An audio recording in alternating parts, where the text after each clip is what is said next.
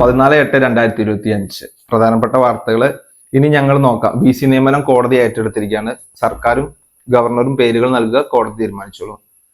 പിന്നെ അടുത്ത news, Ernakulam Shoranur MEMU നിലമ്പൂരിലേക്ക് നീട്ടി. 8:35 ഷൊർണൂരിൽ നിന്ന് ട്രെയിൻ സ്റ്റാർട്ട് ചെയ്യും കേട്ടോ. രാത്രി അടുത്ത ദിവസം രാവിലെ 1:50 പുറപ്പെടും. സഹകരണ ബാങ്ക് കെട്ടിടത്തിൽ വോട്ടർമാർ 327 പേര്. മാർക്സിസ്റ്റുകാരുടെ ഒരു സഹകരണ ബാങ്കാണ്. 327 വോട്ടർമാരാണ് ഒരു കെട്ടിടത്തിലുള്ളത് കേട്ടോ. പെട്രോൾ പമ്പുകളിലെ ശുചിമുറി എല്ലാവർക്കും ഉപയോഗിക്കാം. പക്ഷെ അതൊരു നല്ലൊരു തീരുമാനമാണെന്ന് തോന്നുന്നില്ല കേട്ടോ. എല്ലാവർക്കും പിന്നെന്താ, ഒരു പൊതു ശൗചാലയമാണ് വേണ്ടത്. അതിന് പകരം പെട്രോൾ പമ്പുകളിലുള്ള ശൗചാലയം ഉപയോഗിക്കുന്നത് ശരിയല്ല. സുഭാഷ് ഗോപിക്കും ഭാര്യയ്ക്കും തിരിച്ചറിയൽ കാർഡ് 2. സുരേഷ് ഗോപിയുടെ സഹോദരന് 2 തിരിച്ചറിയൽ കാർഡാണ് കേട്ടോ ഭാര്യയ്ക്ക് ഉള്ളത്.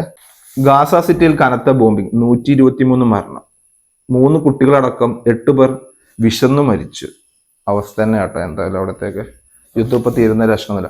പിന്നെ എഡ്യൂക്കേഷൻ ന്യൂസ് എന്താന്ന് പറഞ്ഞാൽ, ഓണപരീക്ഷ മിനിമം മാർക്ക് ഇല്ലെങ്കിൽ പഠന പിന്തുണ ഓരോ വിഷയത്തിനും കുറഞ്ഞ 30% നേടാത്തവർക്ക് സെപ്റ്റംബറിൽ 2 ആഴ്ച പരിശീലനം. എല്ലാവരും നന്നായിട്ട് തന്നെ പഠിച്ചോ, ഇല്ലെങ്കിൽ വീണ്ടും പോകേണ്ടി വരും കേട്ടോ.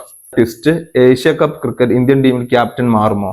സൂര്യകുമാർ യാദവിന് വെല്ലുവിളിയായി ശുഭ്മാൻ ഗില്ലും ഹാർദിക് പാണ്ഡ്യയും. സ്വർണ്ണവില പവന് 74,360, ഇന്നലെ 40 രൂപ കുറഞ്ഞിട്ടുണ്ട്. ബെബ്കോ അടച്ച് ബാർ തുറക്കും, ഇക്കൊല്ലവും 50 കോടി നഷ്ടം.